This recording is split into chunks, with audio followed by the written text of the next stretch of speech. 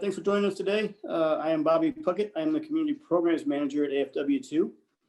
So community programs, we're always looking out across the country in your individual communities, looking for great organizations and great opportunities for you guys to get involved in your communities. Today, we're joined by Danny Stokes. He is the VP of Operations for Operation Enduring Warrior. It's a great organization. He's going to tell us a lot about their organization, kind of what they do and how they can assist you guys. So Danny, can you tell us a little about yourself and how you got involved with Operation Enduring Warrior? Sure. Well, I'm a veteran of the U.S. Army and retired after 23 years of service back in 2015. And shortly after that, I was introduced to Operation Enduring Warrior at a GORUCK event, of all things, which is a team building fitness-based event. And at that event, I saw the masked athlete team, or what we call the MAT. I saw them in operation, assisting two wounded Army veterans, both of whom were amputees. And it made a very strong impact on me. And I realized this was a place where I could use my talent and my energy to help. So I volunteered for the organization right away, and then went through the indoctrination process, or what we call INDOC, to join the MAT, and the rest is history. That sounds awesome. So now you are the VP of Operations. Can you tell us a bit about how Operation Enduring Warrior got started? And you mentioned the MAT, the mask wearers. Can you go in a little bit deeper on that and tell us what that's all about? Sure. OEW started back in 2012, sort of right when the obstacle course race craze came on scene. And there were some wounded veterans that wanted to participate in some mud runs, and they decided to just use their gas mask that they had been issued in the Marine Corps and go out there and complete a race. This was very informal at the time, and it was just a group of service members that wanted to do this together, one of whom was a triple amputee. So you can imagine what the spectators must have thought when they saw this gentleman crawling along on the ground with a gas mask on his face and a squad of other Marines behind him with their masks. And that was the origin of what would evolve into now a nationwide 501c3 that is focused on helping all service members and all police officers who have some kind of a physical permanent injury. Actually, not just physical or mental injury. And so OEW was very small and grassroots initially, and expanded the programs beyond just obstacle course racing. So we now have 5 programs, and we are looking to stand up 2 more in this year in 2021.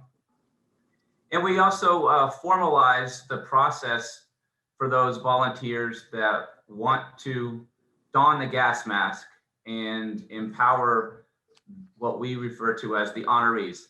The honorees are those service members and police officers that we assist, that we empower, that we keep safe at our events. So our masked athlete team members come from all branches of service to include police officers, and they have been vetted through this indoctrination program to make sure that they are safety conscious, safety minded, that they have the requisite fitness to do the things that our honorees desire, and that their heart is in the right place, that they're serving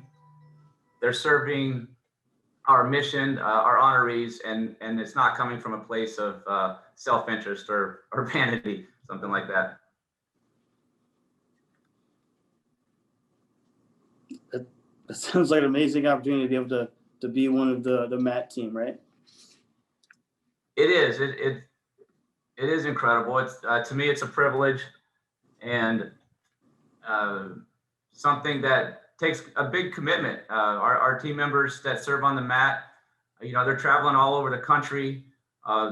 Most of them have a duty position within OEW to help run the nonprofit.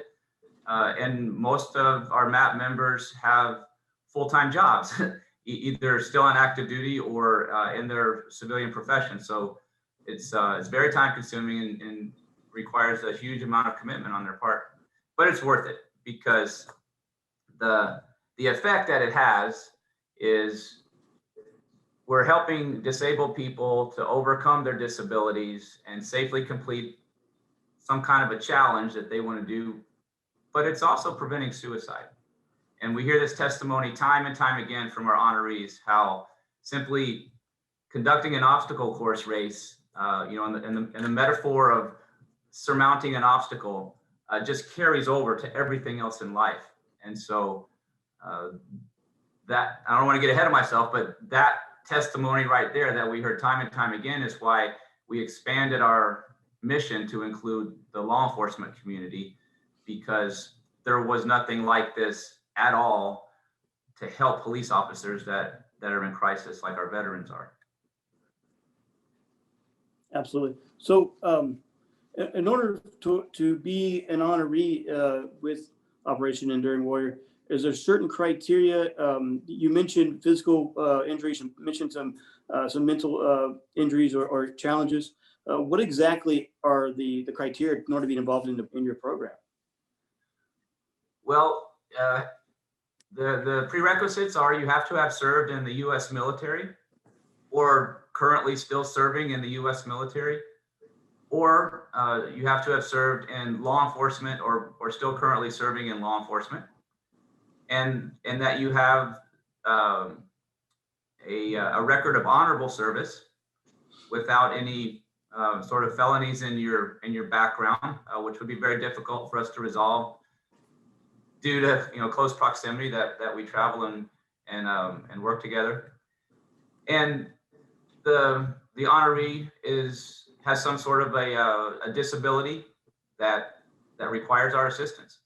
So we don't really define what that disability is. It could be physical, it could be mental, it could be emotional, it could be a medical illness. It could be, I think I gave this example last time we spoke, but one of our honorees is paralyzed due to a flu vaccine. And so, some of our honorees have service-related injuries. Some of our honorees were injured after they separated from the military, and we'll still bring them into our program. So, and if there's any questions for your audience about whether you would qualify to be an honoree, by all means, just reach out to us and we can jump on a call and talk through some things.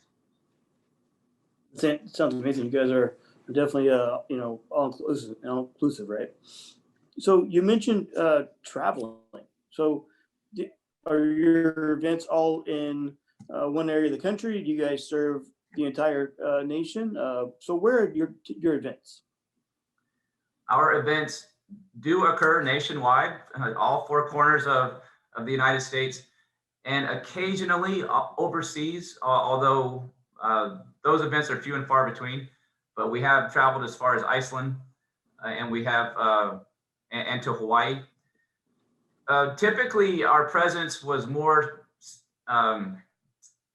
widespread on the East Coast, but over the last 2 years, we've also put our footprint in the state of Texas, Phoenix area, Tucson, Arizona, California, and then also where I live in Tacoma, Washington. So the events that we go to are driven by honoree interest. So if we have an Air Force Wounded Warrior that wants to do the Red Bull 400 and race up a ski jump in Park City, Utah, then we will dispatch our team and we'll go to Park City, Utah. Or another example, we're gearing up to do a bicycle tour next January from Key Largo all the way to Key West. So about 140 miles. So we're all over the place. That sounds awesome. I think I participated in that one from Key Largo to Key West. That's a great ride.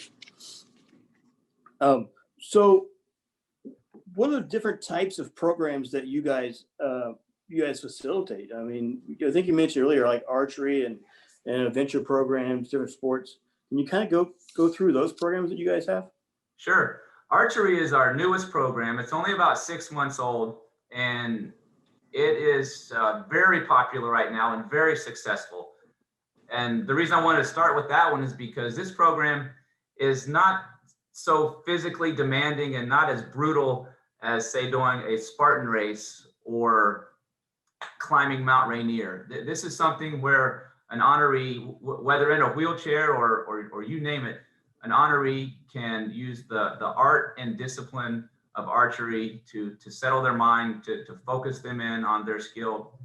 And after an honoree goes through our archery training camp, they have the opportunity to actually use that skill and go out on a hunt and potentially harvest a deer and bring that home to feed their family.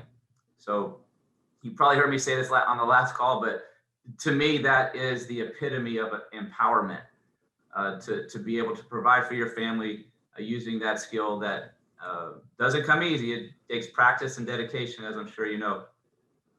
In addition to archery, another new program that we have, which is very popular, very big impact, and also not necessarily physically demanding, but our Warrior Voice program, which takes candidates with no public speaking experience and gives them some formal training, assigns a mentor to them, and then we schedule engagements for them to go and share their story. And this will culminate in the Warrior Voice candidate completing a written piece of work, which will be published. And Warrior Voice is just an amazing opportunity for people that have been through something traumatic, something trying, and have overcome that adversity or in the process of overcoming it. And then just being able to relay that to other people in a meaningful way. And then in addition to those two programs, sort of back to our roots, we have our race and athletics program, everything from obstacle course racing, triathlons, CrossFit competitions. So this is really focused on the people that want to get their sweat on, that want to push themselves physically, to include adaptive sports. And then the program that I founded 4 years ago, and I've since handed it off, but the adventure program is very near and dear to my heart. The adventure program sees us going out to the Grand Canyon and doing 3 and 4 day through hikes, rim to rim, mountain climbing, bicycle touring. The adventure program is, for me, very important because of the bonding effect, the camaraderie that we have when we're sitting around a campfire, passing the canteen cup around, telling stories, just reminiscing about the days when we were in uniform and, we were in that brotherhood or sisterhood that we might be missing at this point. That's the adventure program. I feel like I'm forgetting one.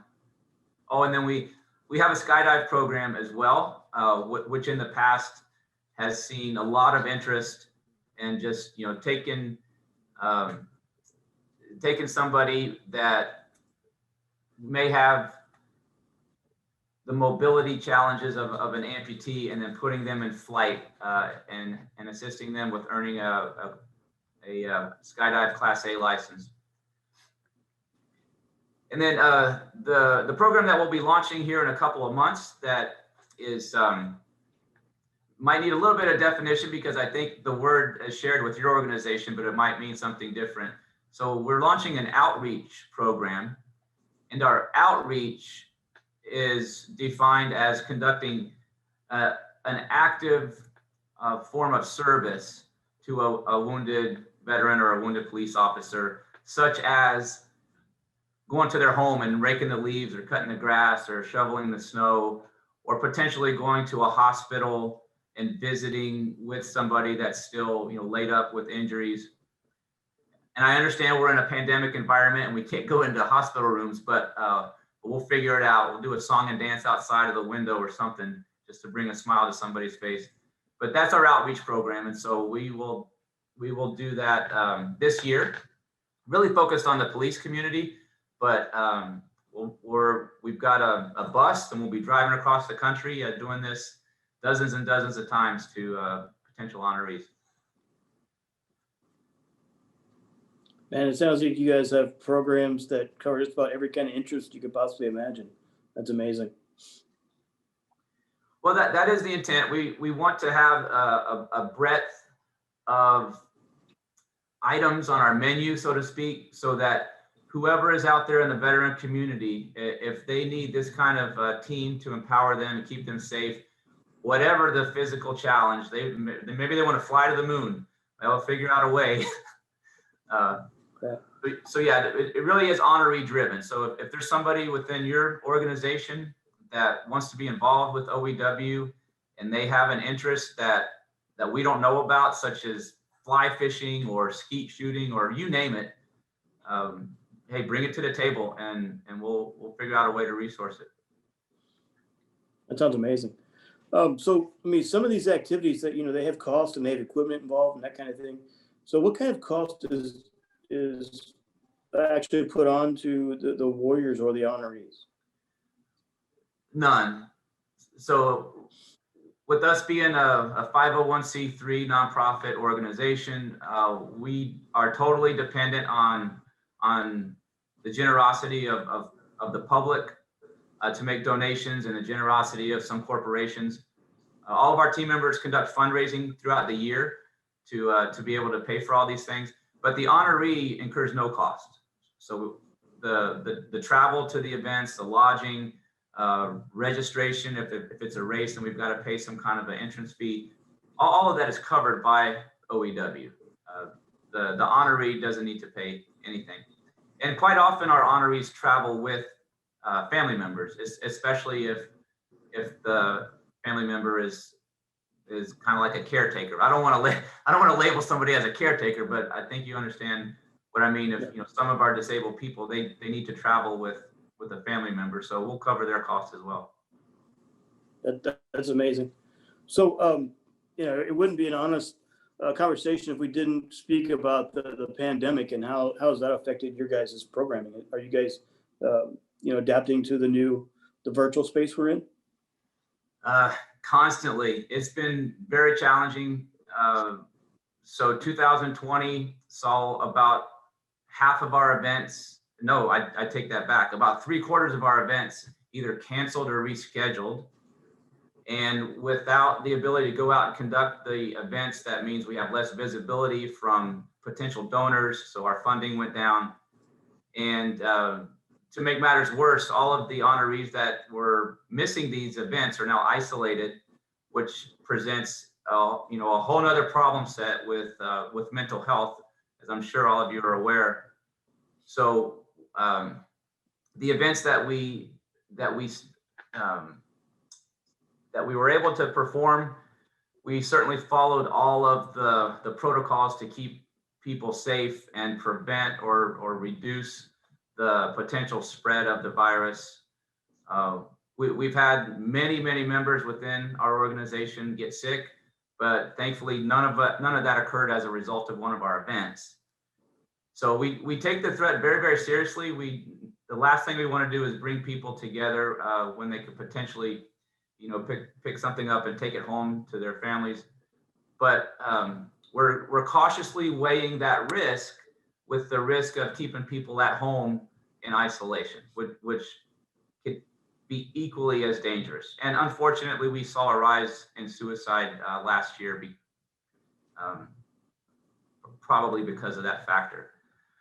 So as far as working in the virtual space, as you asked, Warrior Voice is able to do that. So that's our one program where I mentioned we schedule speaking engagements. Many of these speaking engagements are now on online hosted podcasts and channels like that. So it doesn't require the honoree to leave the safety of their home, and they still have an audience where they can share their story and get feedback from their mentor for improving. Right. And if you've got any ideas, by all means, please share with me for things you've seen to be successful in this new pandemic environment. Absolutely. I mean, we're aligned in our goals. You know, we're both taking care of our wounded, ill, and injured service members and their families. You know, you guys help take care of the law enforcement family also.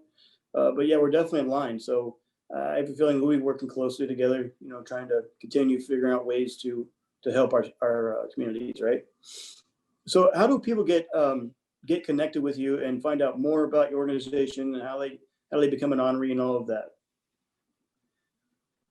So to become an honoree, simply go to our website, which is enduringwarrior.org. Once you go to enduringwarrior.org, just look for the tab that says apply to be an honoree. You click on that, follow the instructions. There'll be a couple of supporting documents that will ask you to submit, and then our honoree support team will follow up with the applicant, do a telephone interview, and this process should take 3 to 5 days. Sometimes we get a backlog and it might take a little bit longer, or if an applicant doesn't have, say, their DD form 214 and they've got to dig it out of their mom's basement or send off to the courthouse or whatever. But ideally we get them an answer within a week. And what was the other? Oh, and I was also going to answer with for people that just want to volunteer for OEW. We are always looking for team members, whether you want to join the MAT or if that's not your thing and you just want to volunteer somewhere else within our logistics team or our finance team, communications team. We have a staff requirement of about 60 volunteers, and we're only about 50% staffed at any given time. So if anybody that hears this, if you want to assist, again, go to the same website, enduringwarrior.org, and you'll see a link that says volunteer ops. And then last thing, Bobby, if somebody just wants to speak with me directly, you can find me on Facebook or Instagram. My handle is Cadre Daniel. So just reach out, send me a message. We'll exchange phone numbers, hop on a call, and I'll try to get you plugged in where you would best serve in the organization. Absolutely. Danny, that sounds amazing. So we covered a lot of things today. You think there's anything that we missed in our conversation so far? Well, I'm really thankful that you reached out to Operation Enduring Warrior, and I know you represent the Air Force slice of the pie, but that's it's a very important demographic. So I guess I'm just trying to say thank you. I appreciate you reaching out. Appreciate you giving the time, and hopefully today's message can reach some people and keep getting after this mission. Absolutely. Yeah, I've been watching you guys. You guys are doing some great things. So I'm glad that you were able to come on today and share a little bit more about Operation Enduring Warrior with our population. Everyone, it sounds like a great organization. Danny kind of went through piece by piece about the organization. If this is something you guys are interested in, I definitely encourage you to reach out to Danny and Operation Enduring Warrior. You can also follow us on Facebook, the AFW2 Community Programs Facebook page. That's where we post a lot of opportunities and events on that page. You can also follow us on the AFW2 Warrior and Family Social Connections. This is a great example of connecting with people in your area and saying, hey, let's go hang out and volunteer with the Operation Enduring Warrior and help out some other people. So it's all about building those connections, keeping that isolation away. We got to stay connected and all of that. So I appreciate you guys joining us today. Have a great day.